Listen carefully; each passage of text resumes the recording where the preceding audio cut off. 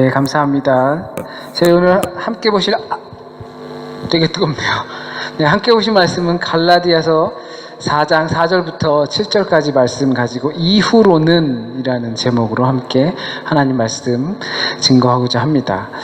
오늘 2014년 올 한 해, 그러니까 말의 해였죠. 무슨 해였는지는 까먹었는데 하여튼 말띠였던 것 같아요. 청말하고 들었는데 기억도 안 날 정도로 어느새 마지막 주가 되었습니다. 그리고 마지막 주일 예배를 드리게 되는데 대림절과 성탄절을 거쳐 비교적 조금 한산한 시간을 보내시게 되면서 드디어 우리도 조금 남들이 흥에 겨워서 이렇게 뭔가 기분 업돼 있는 것을 느낄 수 있겠구나 하는지도 모르겠습니다.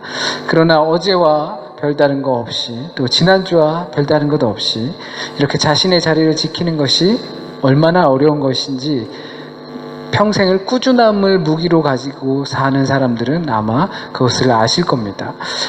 난 내일 지구의 종말이 와도 한 그루의 사과나무를 심겠다고 했던 누군가의 말처럼 말입니다. 올 한 해도 그러했던 것처럼 다가오는 2015년도 변함없는 하나님의 임재하심이 늘 동행하길 바랍니다. 오늘 본문 말씀에서 바울은 하늘 보좌를 버리시고 이 땅에 오신 예수 그리스도의 오심의 의미를 신학적으로 숙고해주게 해줍니다. 성탄절이 지난 후 외부적인 환경 때문에 깊이 생각하지 못했던 것들을 돌아보게 만듭니다. 지난 대림절 기간 동안 보았던 본문 속에서의 공통점이라고 할 수 있는 것을 무엇냐라고 말을 한다면 아마도 피조물의 존재 상태라는 겁니다. 인간들의 존재 상태를 말하고 있는 것입니다. 포로가 되었고 노예가 되었고 병들었고 나약하고 가난한 상태를 가르쳐서 포로, 그러니까 인간의 존재 상태, 피조물의 존재 상태라고 설명을 드렸습니다. 그러한 상태에 있는 피조물은 늘 소망하고 또 기대하고 준비하고 있는 것들이 있는데 결국엔 그것들로부터의 자유를 만나야 한다는 것입니다. 그걸로부터 자유를 얻기 위해 우리는 준비해왔다는 것입니다. 포로로부터 풀려나고 노예로부터 풀려나고 병든 것에서부터 풀려나고 나약함으로부터 풀려나고 내 욕심으로 준비하고 있는 교만함과 권력과 그리고 부유함으로부터 자유로워지기 위해 이것을 준비했다는 겁니다. 그러나 예수 그리스도가 이 땅에 오시면 어떻게 된다고 합니까? 교만한 자는 흩어버리시고 그리고 권력 있는 자는 내려앉히시고 그리고 부유한 자는 가난하게 만든다고 하셨습니다. 포로였고 거지였던 우리가 그 자리에 올라가는 것이 아니고 그 자리에서 또한 내려온 자들이 다시 그 거지와 그 헐벗은 상태로 있는 것이 아닙니다. 세상의 왕들을 세워 하나님의 백성을 제대로 다스리고 재판하게끔 그들의 요구함을 받아서 왕을 세웠지만 그들이 양을 제대로 먹이지 않았습니다. 그래서 유일하신 목자인 예수 그리스도가 이 땅에 아들로 오신 것입니다. 어떤 상태로 왔다고 오늘 본문은 말씀하십니까? 율법의 상태로 온 겁니다. 율법의 아래 그리고 율법의 지배를 받는 몸의 상태로 그리고 피조물의 상태로 오셨다고 설명을 하고 있습니다. 저의 일방적인 생각일지는 모르지만 유대교와 기독교가 뭐가 다르냐고 묻는다면 율법적이다 라는 표현을 받아들이는 의미나 방식이 생각이 다르다고 말할 수 있을 것 같습니다. 그 율법적이다 라고 생각하는 것에 대해서 굉장히 상반적인 의견을 갖고 있는 것이 유대교와 기독교라고 할 수 있습니다. 율법이라는 것은 최초 하나님께서 시내산에서 모세에게 준 언약입니다. 약속입니다. 계약입니다. 그것은 곧 하나님과 그 백성들과 맺은 약속이기도 하고 그리고 더불어 하나님의 백성들이 이 땅에서 살면서 질서를 지키게 하기 위한 하나님의 율법입니다. 계명입니다. 그렇기 때문에 율법은 거룩하고 신성한 것입니다.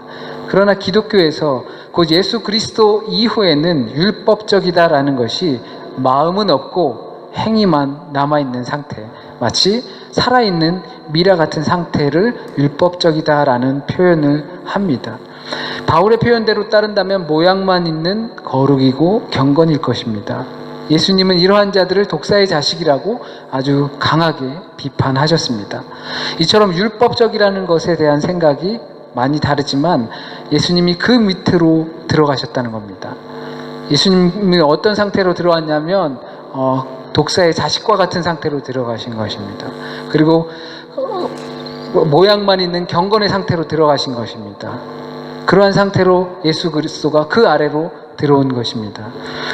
이처럼 율법적이라는 것, 그 의미를 무엇을 뜻하는가? 이 율법적이라는 의미 무엇인가 더 보기 위해선 갈라디아서, 오늘 4장이지만 갈라디아서 3장 10절을 보면 더 정확하게 알 수 있습니다. 바울이 율법적이다라는 것을 뭐라고 얘기하냐면 3장 10절에 보면 이렇게 말하고 있습니다. 무릇 율법 행위에 속한 자들은 저주 아래 있나니.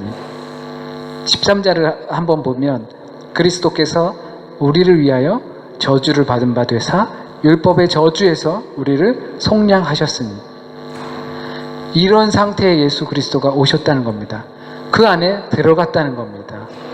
누군가는 불 속에도 들어간다고 하지만 그 불 속에 그냥 들어간 것입니다. 사랑 때문에. 이 이야기를 들으면서 피조물의 상태가 어떤 상태인지 더 잘 알 수 있을 것 같습니다. 율법 행위에 속한 사람들, 그 상태, 율법의 저주에 묶여있는 사람들, 이것은 곧 엉뚱한 것에 목숨을 걸고 생명을 담보하면서 사는 것, 그렇게 중요하지 않은 것에 목숨을 건다는 것이죠. 그것을 가리켜 피조물 곧 인간들이라고 말합니다. 하나님께서 자기 자녀들에게 주신 이 율법이, 그 거룩한 율법이 왜 저주가 되었을까요? 왜냐하면 그 안에는 생명이 없기 때문입니다. 지난번에도 말씀을 드렸듯이 구약 성경의 많은 부분들이 바벨론 포로에 잡혀간 후에 그 생활을 하면서 저작이 되었고 또 수집이 되었습니다. 그래서 인간의 존재 상태를 말할 때는 그들의 상태가 반영이 되는 것입니다. 그래서 포로된 상태, 나약하고 노예된 상태, 그리고 병들고 빼앗긴 삶의 모습을 나타내고 있는 반면에 헬라 문화가 자리를 잡고 있는 예수님 시대의 그때에서는 율법 행위에 구속되어 죽어가는 상태를 말합니다. 같은 얘기인데 그 도구나 메소드가 바뀐 상태일 뿐입니다. 율법을 통하여 하나님의 사랑과 또한 백성들 간의 사랑이 나타나게 하려고 하나님께서 주셨는데, 그 사랑에 해가 될 수 있는 것을 피하게 하려고 율법을, 계명을, 그리고 언약을 체결했는데 오히려 율법이라는 그러한 기준 때문에 상처가 생기고 그 안에 하나님의 사랑은 어디 갔는지 자취를 찾을 수 없게 된 상태인 것입니다. 그러한 율법의 행위에 곧 율법의 저주에 묶여있는 것이 피조물, 인간들인 것입니다. 하나님께서 그의 아들을 그 상황 속에, 저주 속에 던져 넣었습니다. 우리는 원래 우리가 우리의 이익을 위해서 그렇게 하다 보니까 그러한 상태, 존재 상태가 되었지만 하나님께서는 그의 아들을, 그 자신을 던져버리신 것입니다. 그러니까 신학적으로 이 이야기를 한다면 하나님은 자기 자신을 육화시켜서 인카네이션이라고 하는데 성육화된 것입니다. 거룩한 것이 육으로 내려온 것입니다. 율법과 관계없는 분이 율법 아래에 들어오시게 된 것입니다. 왜 그랬을까요? 하나님이 창조하신 피조물이기 때문입니다. 그렇기 때문에 자기 자신이 피조 세계에 들어온 것입니다. 인간들이 하나님께서 창조하신 세계에서 율법의 의미를 상실한 채 하나님의 세계를 점점 더 혼란에 빠지게 만들었기 때문입니다. 사랑에 능하기보단 정죄하기에 능하고 살리기에 열심이기보단 죽이기에 열심이었기 때문입니다. 그래서 하나님이 직접 율법의 지배 속으로 들어가신 겁니다. 내가 준 거니까 이렇게 사용하는 게 아니야. 어린아이에게 칼을 주면 어른들은 그 칼을 사용할 줄 알아서 과일도 깎고 잘 이렇게 예쁘게 다듬어서 상에 내놓기도 하고, 또는 위험한 도둑이 닥치면 그것을 방어하는 데 사용하기도 합니다. 그런데 이 율법을 받은 이들이 어린아이와 같은 상태예요. 칼을 쥐고는 있는데 사용할 줄 모르니까 막 휘두르다 보니까 자기도 다치고 남도 다치게 된 것입니다. 그 사용법을 모르니까 직접 시범을 보이시면서 율법의 저주에 뒤집어 쓰신 것입니다. 내가 갖게 한 겁니다. 그리고 목자는 양을 위해 죽는다고 스스로 말씀하신 것처럼 우리의 죄를 속죄하기 위해 희생 제물로 드려지신 것입니다. 그렇다면 그런 방법 말고는 없었을까요? 그러니까 신이라는 그 존재가 인간의 몸으로 피조세계로 율법의 아래로 오지 않는 방법은 없었을까요? 선지자를 보내서 우리를 설득시킨다든지 하는 그러한 방법은 없었을까요? 이런 부분에 있어서는 우리는 할 말을 잃게 되죠. 우리에게 선지자가 없었습니까? 그리고 선지자가 지금 없습니까? 그래서 우리의 세계가 이렇습니까? 아니죠. 우리의 수준이 딱 그 정도입니다. 눈높이 교육해 주신 겁니다. 선지자로는 안 되는 그 수준에 이른 것입니다. 그렇다면 얻고 싶으신 게 있을 것 같아요. 누군가가 참 딱해서 도와줄 때는 도와준 사람이 어떻게 됐으면 좋겠다라는, 나한테 뭐 은혜를 갚는다 이런 걸 떠나서 저희가 뭐 수다라트랑 네바나 아이를 돕잖아요. 근데 도우면서 그 아이들이 건강하고 그리고 맑은 영혼을 가지고 하나님의 자녀로 살아갔으면 바란다는 소망은 분명히 있습니다. 아마 그런 거 있을 것 같아요. 그래서 내가 왔다라고 했을 때, 율법을 이렇게 사용하는 거구나, 그냥 알면 끝일까요? 율법의 저주에서 우리를 구하는 것은 무엇입니까? 율법의 저주에서 벗어난 피조물들의 삶은 어떤 모양으로 나타납니까? 왜 우리를 율법의 저주에서 구해내려고 하신 겁니까? 오늘 말씀대로 아들의 명분을 주기 위해서 그런 것입니다. 한국 사회는 특히나 이 명분이라는 게 굉장히 중요하죠. 죽는데도 명분이 있어야 돼요. 그리고 살아남는데도 명분이 있어야 하고, 전쟁을 벌이는데도 명분이 있어야 하고, 이유 없이 계속 공격만 당해도 명분이 있어야 합니다. 어쩌면 우리나라에서 생각하는 이 명분에 대한 이미지 때문에 이 성경 번역을 할 때 명분이라고 기록했는지도 모르겠습니다. 그러나 그리스어 성경에서는 아들의 명분이라고 하는 것은 아덥션입니다. 어덥션 된 거예요. 입양된 것입니다. 아들로 입양하기 위해서 그렇게 하셨다는 겁니다. 율법의 저주에서 자유롭게 하여 양자로 우리를 삼기 위해서. 가끔 저희가 돕는 그런 단체에서도 또 보면 몇 푼씩만 돕다가 직접 찾아가서 양자로 삼는 분들도 계세요. 그런 이미지라고 보시면 됩니다.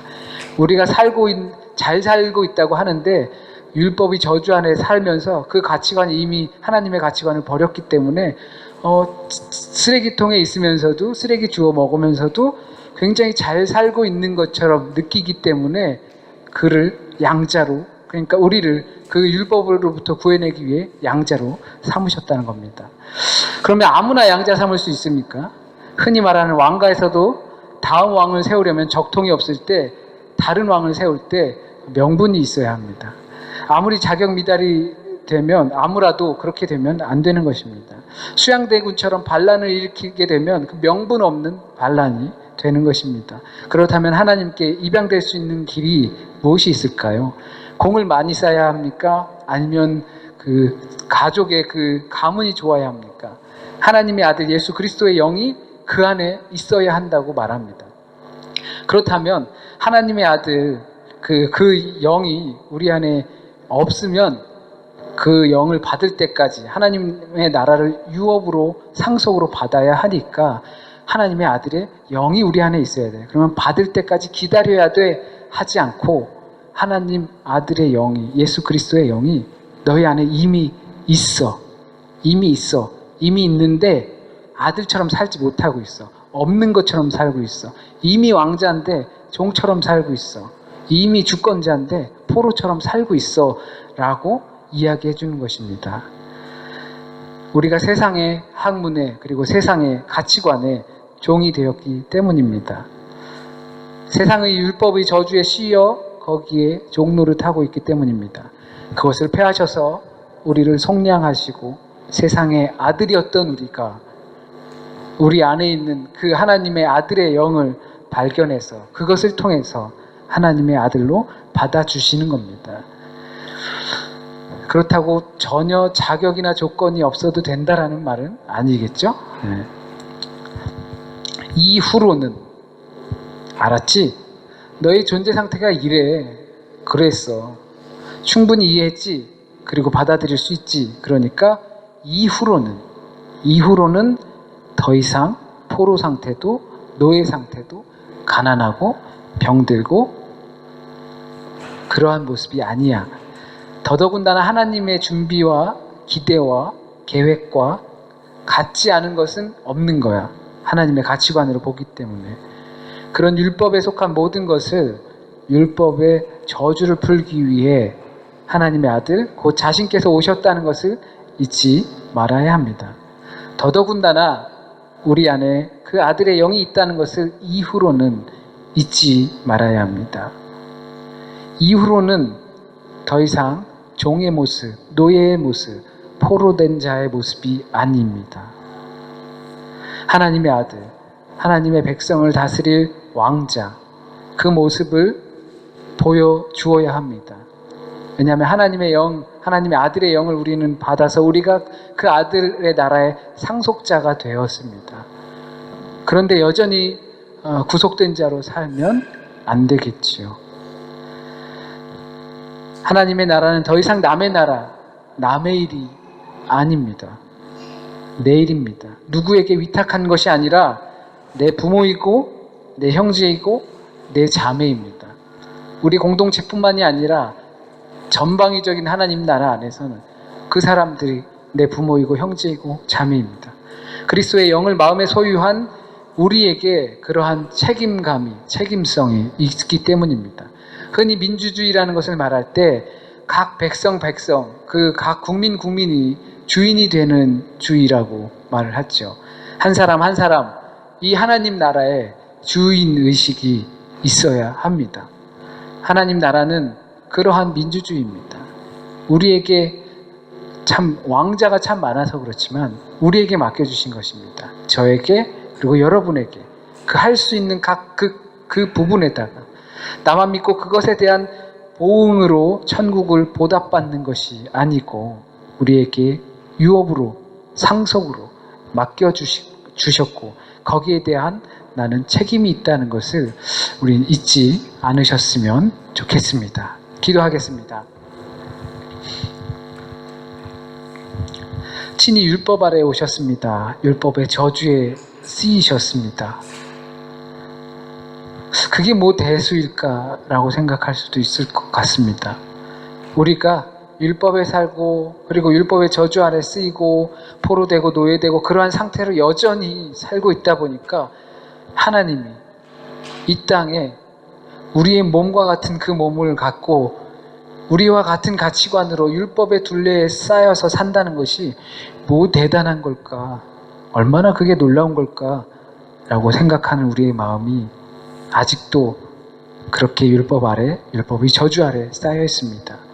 우리 안에 있는 하나님의 아들의 영을 주님 보게 하시고 그것을 통하여서 내가 땅을 밟고 살아가는 그 모든 나라, 하나님의 나라이고 거기에 주인, 관리자 내가 됨을 믿고 또한 고백합니다. 거기에 대한 책임감을 갖고 살아갈 수 있게 하여 주시고 내 앞길만을 반드시 보는 것이 아니라 하나님의 나라를 전체적으로 볼 수 있도록 주여 우리의 마음과 눈을 열어주시길 간절히 소원합니다. 주님께서 전하시고자 했던 혹 그 말들이 오늘 이 시간에 잘못 전해졌다면 주님 우리의 마음을 움직이셔서 주의 영으로 주님께서 원하시는 전하시고자 했던 그 말씀만 우리 안에 남게 하여 주세요. 한 주간의 삶을 살아갈 때에 세상 속의 혼란에 같이 휩싸여서 넘어가지 않게 하여 주십시오.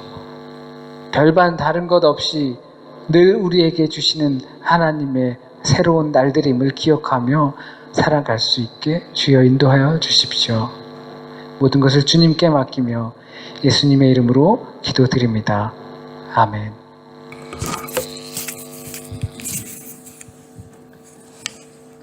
네, 감사합니다.